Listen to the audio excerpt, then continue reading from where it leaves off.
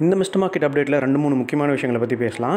முதல் விஷயம் வந்து ரிட்டையர்மெண்ட். இன்னைய தேதிக்கு இந்தியாவில் 60 வயசு தான் வந்து ரிட்டையர்மெண்ட் ஏஜ். ஓகேயா? இது வந்து பப்ளிக் செக்டர் கம்பெனிஸாக இருக்கும் பட்சத்தில். தனியாராக இருந்ததுன்னா ஒவ்வொரு கம்பெனிக்கு ஒரு மாதிரி இருக்கும். நம்ம இப்போ இந்த 60 அப்படின்றதுல என்ன பிரச்சனை, இதை வந்து கம்மி பண்ணணும் அப்படின்றது தான் பாயிண்ட் ஆஃப் வியூ ஆக்சுவலாக. ஏன்னா இன்றைக்கி வந்து நிறைய டெக்னாலஜிஸ் வந்து அப்டேட் ஆகிட்டே இருக்குது. கவர்மெண்ட்ஸ் வந்து ஒரு சைடு வந்து கவர்மெண்ட்டுடைய சர்வீசஸ் எல்லாத்தையும் வந்து ப்ரைவேட்டைஸ் ஆக்கணும் அப்படின்னு வந்து ஒரு முனைப்பு காமிக்கிறாங்க. அப்போ இயல்பாகவே 60 வயசுன்னு இருக்கிறது அது 50 ஆனால் கூட வந்து ஆச்சரியப்படுறதுக்கு இல்லை.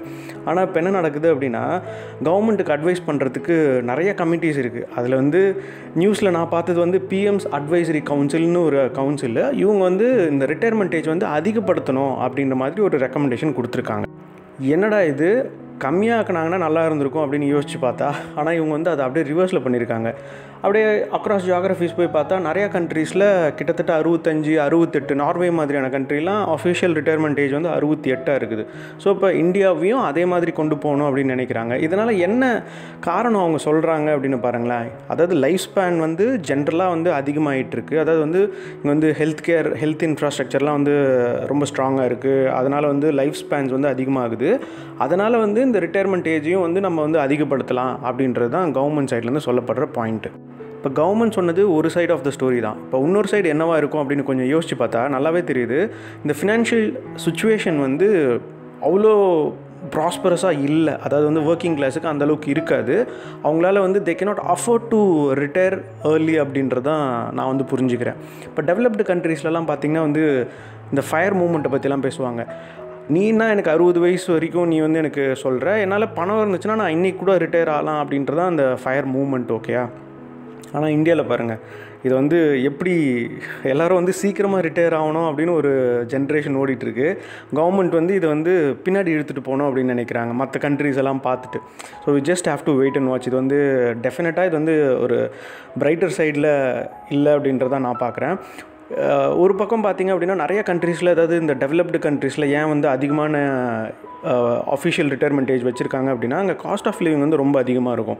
ஸோ அங்கே வந்து அந்த பேச்செக் டு பேச்செக் வாழற ஒரு கல்ச்சர் இருக்குது. அப்போ இந்தியாவிலையும் இது வர்றதுக்கான சாத்தியக்கூறுகள் நிறையாவே இருக்குது. Which also implies financial instability நிறையா இருக்கும். இண்டிவிஜுவல்ஸாவோ கப்புள்ஸாவோ they cannot afford to think about retirement அப்படின்றது தான் ப்ராக்டிக்கலான விஷயமாக நான் பார்க்குறேன். Especially for the working class. அப்புறம் ஹேண்ட் டு மவுத் எக்ஸிஸ்டன்ஸாக தான் இருக்கும்.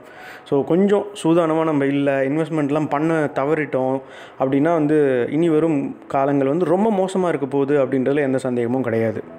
Okay, moving on to the next update. RBI தரப்புலேருந்து பேங்க்குடைய லாக்கர் ஃபெசிலிட்டிஸ்லாம் இருக்குல்ல, இதுக்கு வந்து ஒரு புதிய ரூல்ஸே வந்து சொல்லியிருக்கிறாங்க அப்படின்னா பார்த்துக்கோங்களேன்.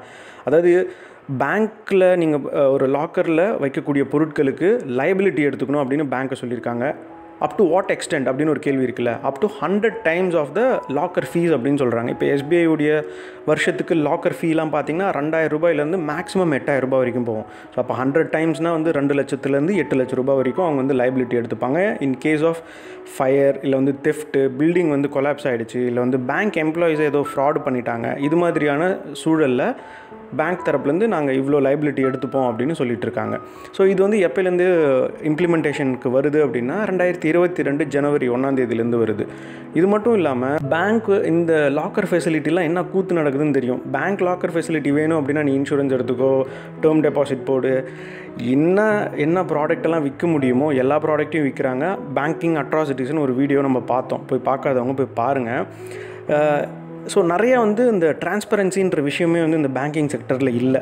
இப்போ இந்த ஒரு ரெகுலேஷன் மூலிமா என்ன ஆர்பிஐ தரப்பில் சொல்லியிருக்காங்க அப்படின்னா, பிரான்ச் லெவலில் எத்தனை லாக்கர்ஸ் வந்து வேக்கண்ட்டாக இருக்குது அப்படின்றத நீங்கள் வந்து வெளியிடணும் அப்படின்னு சொல்லியிருக்காங்க. அதே மாதிரி யாராவது வந்து எனக்கு லாக்கர் ஃபெசிலிட்டி வேணும் அப்படின்னு கேட்டாங்கன்னா, இன்கேஸ் வந்து லாக்கர்ஸ் வந்து ஃபுல்லாகிடுச்சு அப்படின்ற பட்சத்தில் ட்ரெயினில் எப்படி வெயிட்டிங் லிஸ்ட் வருதோ அதே மாதிரி ஒரு வெயிட்டிங் லிஸ்ட், ஒரு டோக்கன் போட்டு அவங்களுக்கு வெயிட்டிங் லிஸ்ட் நம்பரோடு சேர்த்து சொல்லிடுங்க அப்படின்றதையும் சொன்னாங்க. ஆர்பிஐ தரப்பில் என்ன நினைக்கிறாங்கன்னா, திஸ் வில் என்ஷூர் டிரான்ஸ்பரன்சி அப்படின்றது அவங்க நினைக்கிறாங்க. இன்னொரு விஷயம் ஆர்பிஐ சொல்லியிருக்கிறாங்க, லாக்கருக்கு ரெண்ட் கலெக்ட் பண்ணுவாங்க. அதை நீங்கள் அப்ஃப்ரண்ட்டாகவே நீங்கள் வந்து ஒரு டேர்ம் டெபாசிட்டாக கூட கலெக்ட் பண்ணிக்கலாம். ஒரு 3 வருஷத்துக்கு என்ன ஃபீ சார்ஜ் பண்ணுவீங்களோ அதை வந்து நீங்கள் டேர்ம் டெபாசிட்டாக பண்ணலாம். இது வந்து புதுசாக லாக்கர் வேணும் அப்படின்னு கேட்குறவங்களுக்கு தான், எக்ஸிஸ்டிங் லாக்கர் ஃபெசிலிட்டி அவைல் பண்ணவங்களுக்கு இல்லை அப்படின்றது சொல்லியிருக்காங்க. So we'll just have to wait and watch. இது மாதிரி நிறைய ரூல்ஸ் அண்ட் ரெகுலேஷன்ஸ் இருக்குது. ஆனால் கிரவுண்ட் ரியாலிட்டி கம்ப்ளீட்டாக வந்து வேறையாக இருக்குது. எல்லாமே வந்து பேரளவுக்கு இங்கே ரூல்ஸ் இருக்கும், ஆனால் எதுவுமே வந்து செயல்பாட்டில் இருக்காது அப்படின்றது நான் சொல்லி தெரியணும் அப்படின்னு அவசியம் கிடையாது. Final update. இப்போ வந்து எலக்ட்ரிக் வெஹிக்கிள்ஸை பற்றி கண்டிப்பாக பேசாமல் நம்மளால் இருக்க முடியாது. வெஹிக்கிள் ஸ்கிராப்பேஜ் பாலிசி சமீபத்தில் பிரதமர் வந்து வெளியிட்டிருந்தார், பார்த்துருப்போம். இதுக்கும் இந்த வெஹிக்கிள் ஸ்கிராப்பேஜ் பாலிசி வந்ததுக்கும் இப்போ வந்து ஈவியில் வந்து குறிப்பாக வந்து ஓலா கம்பெனி வந்து அவங்களுடைய எலக்ட்ரிக் வெஹிக்கிள் வந்து லான்ச் பண்ணியிருக்காங்களே, இதுக்கும் ஏதோ சிங்க் இருக்குது அப்படின்னு எனக்கு தோணுது. இன்ஃபேக்ட் வந்து இட்ஸ் நியூ ட்ரெண்டாக கூட இருக்கலாம். ஓகே, அது வந்து மாற்றுக்கருத்து இல்லை. இனி வரும் வருடங்களில் இந்த ஈவி ஸ்பேஸ் வந்து, அதாவது வந்து எலக்ட்ரிக் வெஹிக்கிள்ஸ் வந்து it will definitely dominate the road. அதில் வந்து மாற்றுக்கிறது கிடையாது. இதை வந்து எனேபிள் பண்ணுறதுக்கு நிறைய ஆஸ்பெக்ட்ஸ் வந்து நடந்துகிட்ருக்கு. ஒரு பக்கம் ஃபியூவல் காஸ்ட் வந்து ஆல் டைம் ஹை போயிடுச்சு. அப்புறம் ஃபினான்ஷியலாக நான் கணக்கு போட்டு பார்த்தேன் அப்படின்னா, நான் ஏன் இவ்வளோ வேலை கொடுக்கணும் பெட்ரோலுக்கு, அதனால் நான் வந்து எலக்ட்ரிசிட்டி நான் வந்து இந்த கனெக்ஷன் மூலியமாகவே நான் வந்து எடுத்துகிட்டு போயிடலாம். அந்த யூனிட் எக்கானமிக்ஸ் நான் பார்க்கக்குள்ளே எனக்கு வந்து ரொம்ப சீப்பர் ஆல்டர்னேட்டாக வந்து எனக்கு வந்து ஈவி டெஃபினட்டாக எனக்கு வந்து தெரியும். அது மட்டும் இல்லாமல் நிறைய பேர் வந்து இப்போ ஒரு 15 வருஷத்துக்கு முன்னாடி வந்து வண்டி வாங்கியிருப்பாங்க. இதெல்லாமே வந்து இப்போ இந்த வெஹிக்கிள் ஸ்கிராப்பேஜ் அந்த லிமிட்டுக்கு அந்த நியரஸ்ட் இதுக்குள்ளே வந்துருச்சு. ஒரு 15 இயர்ஸ் தான் உங்களுக்கு லிமிட் அப்படின்னு சொல்லக்குள்ள ஆப்வியஸாக வந்து people will definitely think about selling off, இல்லை வந்து ஸ்கிராப்புக்கு போட்டுட்டு புதுசாக வாங்கணும் அப்படின்னு நினைப்பாங்க. ஸோ அந்த டைமில் ஆல்ரெடி இங்கே வந்து ஈவிஸ் வந்து நல்லா எஸ்டாப்ளிஷ் ஆகிட்டாங்க அப்படின்னா ஓகே ஒய் நாட் அப்படின்னு நிறைய பேர் வந்து அதுக்கு மூவ் ஆகிறதுக்கான வாய்ப்புகளும் கண்டிப்பாக இருக்க தான் செய்யுது. இது இட்ஸ் டெஃபினெட்லி அ பிக் ஒரு booster shot for auto sector. அதில் வந்து மாற்றுக்கிறது கிடையாது.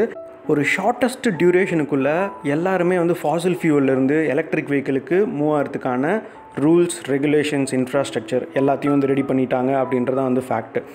ஓலாவுடைய லான்ச் நம்ம எல்லாருக்குமே தெரியும். ஒரு பயங்கரமான ஒரு மார்க்கெட்டிங் செய்யப்பட்டு பெரிய ஒரு எக்ஸ்பெக்டேஷன் உருவாக்குன ஒரு லான்ச் அப்படின்றதுல மாற்றுக்கிறது கிடையாது. நெக்ஸ்ட் 2-3 இயர்ஸில் மேபி வந்து ஒரு டீசெண்டான ஒரு நம்பர்ஸ் வந்து எலக்ட்ரிக் வெஹிக்கிள் வந்து இடம் பிடிச்சிருக்கோம் அப்படின்னு நம்பலாம். Market share, in terms of market share. Velumani அவர் கூட வந்து சொல்லியிருந்தார், நெக்ஸ்ட்டு ஒரு 2-3 இயர்ஸுக்குள்ளே வந்து ஒரு பெரிய மார்க்கெட் ஷேர் வந்து எலக்ட்ரிக் வெஹிக்கிள்ஸ் வந்து எடுத்துக்கும் அப்படின்றத சொல்லியிருந்தார். சரி, ஓகே, உங்களுடைய கருத்துக்கள் இந்த அப்டேட்ஸை பற்றி நீங்கள் என்ன நினைக்கிறீங்க அப்படின்றத சொல்லுங்கள். எது பிடிச்சிருக்கு, எது பிடிக்கல, எதுவாக இருந்தாலும் கமெண்ட்ஸில் ஷேர் பண்ணிக்கோங்க. உங்களுக்கு இன்வெஸ்ட்மெண்ட் ரிலேட்டட் ஏதாவது queries இருந்துச்சு அப்படின்னா meetkarthik@protonmail.com அனுப்புங்க. ஃபோன் நம்பர்ஸையும் இன்க்ளூட் பண்ணுங்கள். நான் முடிஞ்ச வரைக்கும் குயிக்காக கால் இல்லை ரிப்ளை பண்ண ட்ரை பண்ணுறேன். நான் வேறு ஒரு சூப்பர் இன்ட்ரெஸ்டிங்கான தகவலோட வேறு ஒரு நாள் உங்கள் எல்லாரும் சந்திக்கிறேன். நான் உங்கள் கார்த்திக், இது உங்கள் ஸ்மார்ட் அண்ட் ஃபுல்லிஷ் சேனல். நன்றி, வணக்கம்.